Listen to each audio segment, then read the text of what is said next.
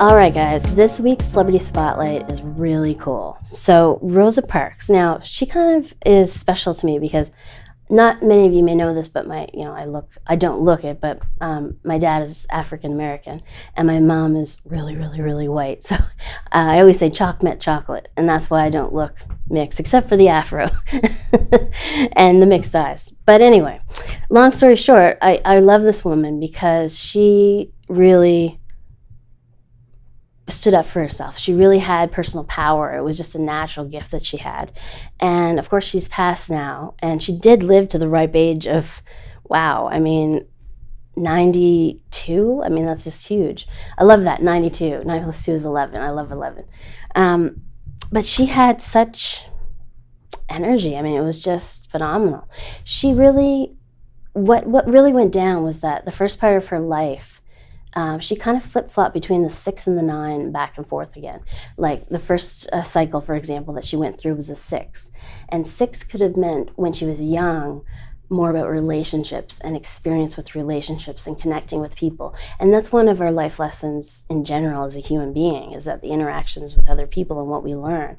So it may have been more focused on that than the other side of the 6, which is creativity and visionary thinking and all of that stuff. So it didn't come until a little bit later when she hit the 9 cycle. And officially it was 43, but she would have come into it the 8 year. So the 8, 9, and 1 formed the peak. So she would have been 42 when she unofficially hit the peak of 9. And it would have been coming in. So she would have felt that 9, that high change energy.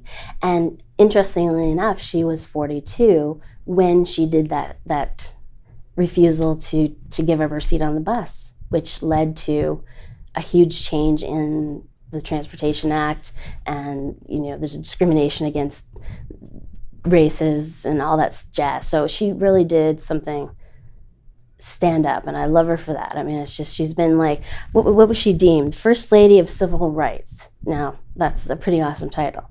So what had happened, and she didn't die until 92, so she was actually in her last cycle. So after that whole big 9 change era where she was making a lot of change and doing a lot of stuff, civil rights and just go, making changes on every level, she hit another 6 around her 50s, like early 50s. And this 6 would have been different. It wouldn't have been focused on the more superficial 6 of like relationships and that kind of thing. It was more of the creative visionary. It was more about seeing the bigger picture, seeing the grand scope of things. So now she's made some changes and done some really great things, but now she's seeing even bigger and seeing broader. And she went into a 7 cycle at 61 and kept that 7 until death.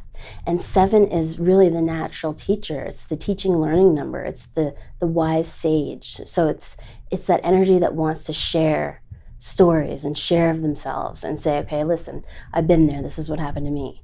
So they very much are the ones, the go-to people for that wise sage type energy. So really she probably gave back in a lot of ways. I haven't really looked into her story completely, but she does fascinate me, and it's something I'd love to read, like a biography or something of her, because she's very fascinating. And her date of birth is actually interesting too, because her gift is a 6, which is the visionary, and her how, which is the sum of your year. So how is she going to be the visionary? Is a 5, which is the expressive artist, or the number of freedom of expression. So that's what she was all about. It was, to have the freedom to express yourself, to be yourself, to, all that stuff. And then her life path number was a pure, gentle 2. They say because it's so passive and supportive and intuitive and sensitive and doesn't seek the limelight, that behind every great leader is a 2, but really the 2 is the great leader. So that's, she came in peace. She came not push and shove, but just in peace, saying what needed to be done, not being hostile. She's almost like a Mother Teresa in a way, the Black Mother Teresa, or whatever you want. I don't know what nationality. I think she was, what was Mother Teresa? Gabe, do you know?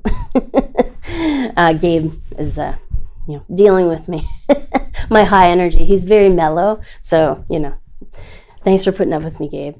So yeah, I mean, she is amazing, and interestingly, her date of death, I just want to say before we close, is that it added to, because she died 10/24/2005. If you take the 10 and the 24, it's a 7. And then you take the year, it's also a 7. 7 is that wise sage number, the number of truth.